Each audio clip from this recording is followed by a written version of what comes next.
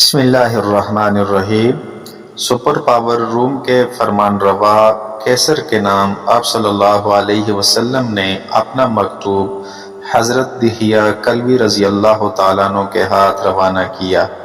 آپ صلی اللہ علیہ وسلم نے اسے قبول اسلام کا حکم دیتے ہوئے آگاہی بھی دی کہ تم ہمارے اور اپنے درمیان قدر مشترک کلمہ توحید کو بسط کے دل قبول کر لو، ورنہ سب کی گمراہی کا وبال تم پر ہوگا۔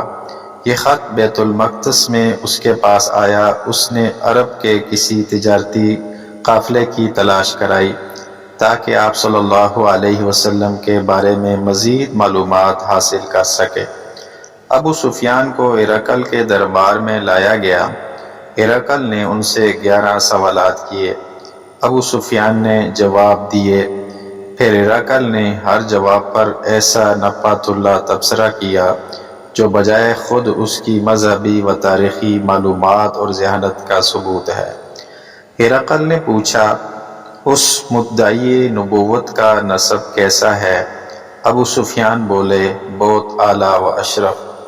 ہرقل نے پوچھا، کیا ان کے خاندان میں پہلے کسی نے نبوت کا دعویٰ کیا ہے؟ ابو سفیان بولے، نہیں۔ ہرقل نے پوچھا، ان کے خاندان میں کوئی بادشاہ گزرا ہے؟ ابو سفیان بولے، نہیں۔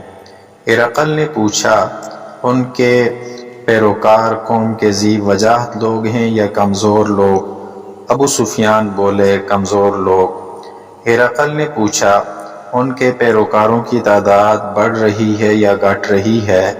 ابو سفیان بولے، بڑھ رہی ہے۔ ہرقل نے پوچھا، کیا ان کے دین میں داخل ہو کر دین سے کوئی پھرا ہے؟ ابو سفیان بولے، نہیں۔ ہرقل نے پوچھا، کیا ان پر جھوٹ کا الزام لگا ہے؟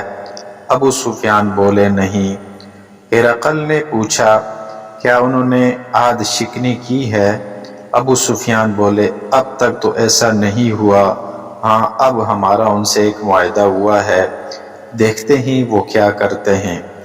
ہرقل نے پوچھا، تمہارا ان سے قتال ہوا ہے؟ ابو سفیان بولے، ہاں۔ ہرقل نے پوچھا، لڑائی کا نتیجہ کیا رہا؟ ابو سفیان بولے، کنویں میں ڈول کی طرح، کبھی وہ غالب کبھی ہم غالب۔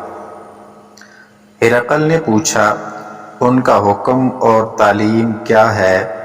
ابو سفیان بولے، توحید، شرک سے بچنا، نماز، سچائی، پاک دامنی، صلہ رحمی وغیرہ۔ ہرقل ان جوابات پر تبصرہ کرتے ہوئے کہتا ہے، میں نے نسب پوچھا کیونکہ نبی کا نسب قوم میں سب سے عالی ہوا کرتا ہے۔